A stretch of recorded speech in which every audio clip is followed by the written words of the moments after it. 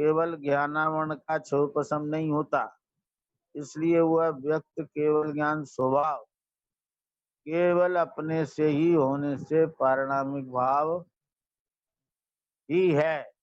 छायोपस्मिक भाव कहना तो उपचार है, माने जो ज्ञान व्यक्त है वह ज्ञान पारिणामिक भाव है, और पारिणामिक भाव में भी परम पारिणामिक भाव है।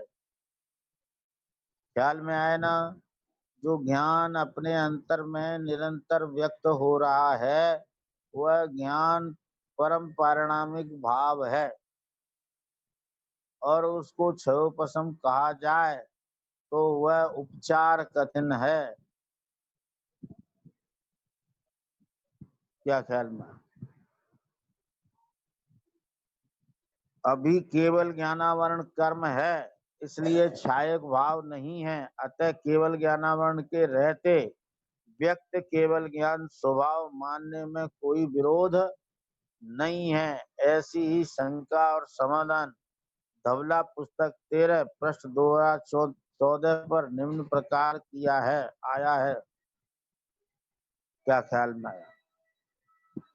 अब देखो, वीरसेन स्वामी स्वयं प्रश्न उठाते हैं और स्वयं उत्तर देते हैं। ये बात समझने की है, केवल ज्ञानावरणीय कर्म सर्वघाती है या देशघाती।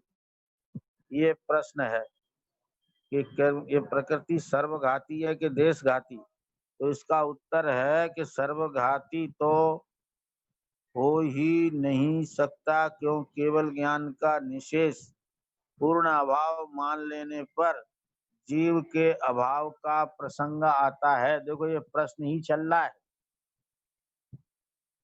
स्थूल रूप से तो प्रश्न हो गया केवल ज्ञानावरण कर्म सर्वघाती है या देशघाती। अब आचार्य देव सीधा उत्तर नहीं दे रहे, लेकिन आपके अभिप्राय को पकड़ रहे हैं। सर्वघाती तो हो ही नहीं सकता, क्यों केवल ज्ञान का निशेष अभाव मान लेने पर जीव के अभाव का प्रसंग आता है, अथवा आवरणी मतादि ज्ञानों का अभाव होने पर शेष 4 आवरणों के अभाव का प्रसंग आता है। केवल ज्ञानावरणी कर्म देशघाती भी नहीं हो सकता, क्योंकि ऐसा मानने पर केवल ज्ञानावरणीय और केवल दर्शनावरणीय कर्म सर्वघाती है।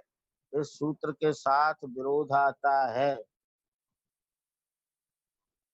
क्या ख्याल में आया?